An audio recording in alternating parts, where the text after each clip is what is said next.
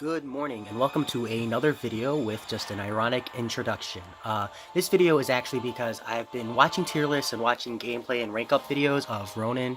Mostly 3, 4, and 5-star videos, just watching people take him through Chapter 5, watch people take him through Realm of Legends, and a lot of people are ranking him relatively high, but I think that something people are missing might have them ranking him a little low. In my opinion, I think Ronin's real value comes from his ability to just abuse suicide masteries.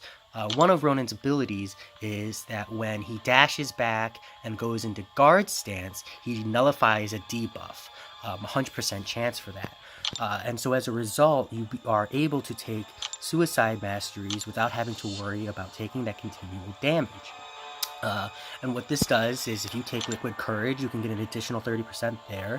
And if you take Double Edge, you can get an additional 30% there, only taking a small amount of damage at the beginning of the fight, which you would naturally want to neutralize as much of that as possible by taking Willpower as well as Coagulate. You could even take, say, 1 point in the Double Edge just to reduce the amount of damage you're taking overall. But what really makes Ronin good, I think, is that because he's able to abuse suicides in this way, you can build a team around suicide masteries. I think that rather than try to capitalize on his synergies and focus on him as a standalone character to clear, you can think about your approach from either a 5-person or a 3-person party clear.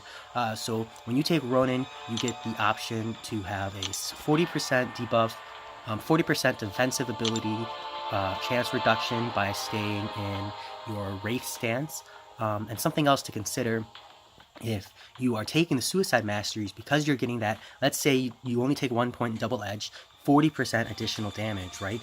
You don't need to be constantly using your special ability because you'll be taking recoil damage, but that extra 40% damage means that the benefits you would gain from your specials aren't necessary because you're going to be pumping out way more damage, especially if you take like Deep Wounds and if you take Despair for the additional utility.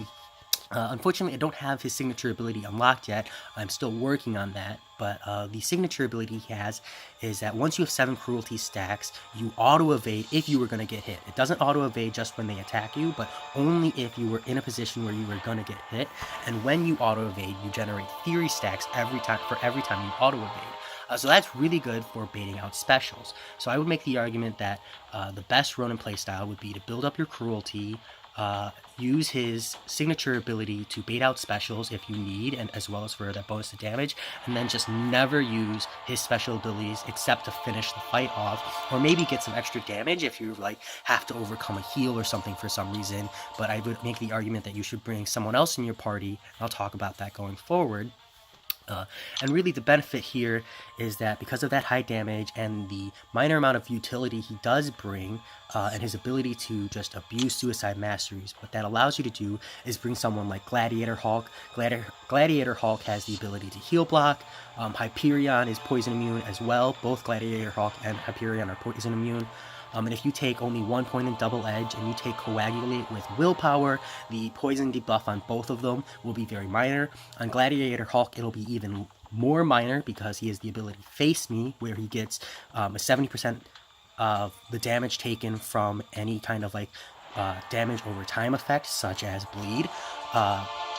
And more importantly than Gladiator Hulk and Hyperion is with the meta stemming towards Omega Red. I don't have a higher tier version of him, but Omega Red benefits highly from taking Suicide Masteries because he's poison and bleed immune. And if he's bled at the start of the fight, he starts with kind of like this Death Haze ability. I don't know the exact name. And what that means is for every spore you charge on the opponent by just being near them, they take damage over time, and it starts with that for like 10 seconds or something. And you get that because you have Double Edge. And the way Omega Red works is that he takes 90% reduced bleed damage. If you take 1 point in Coagulate, he takes 100% reduced bleed damage. And that bleed debuff is still present. So as long as he's got a bleed debuff, he exudes this aura that causes damage over time. And so in this manner, you get to bring Omega Red, you get to bring Gladiator Hulk, you get to bring Hyperion, plenty of other poison and or bleed immune champions you would get to capitalize on by building Ronin into that slot.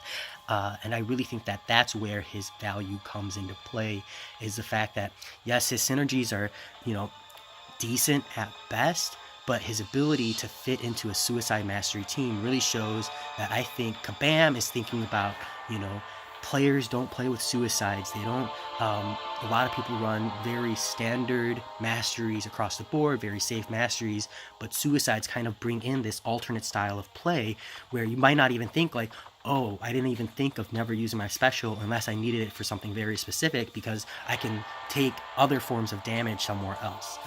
So with that in mind, I think that these benefits to Ronin really highlight his strengths.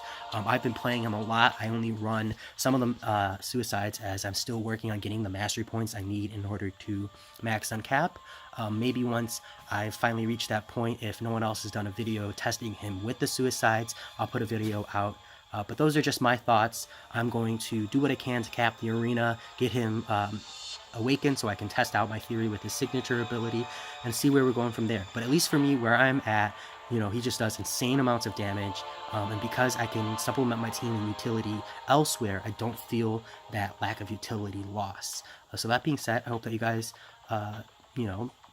share your thoughts, maybe express other champions you might think pair really well in a Suicide Mastery team or benefit from that additional damage, and I hope you guys have a great night. Talk to you later.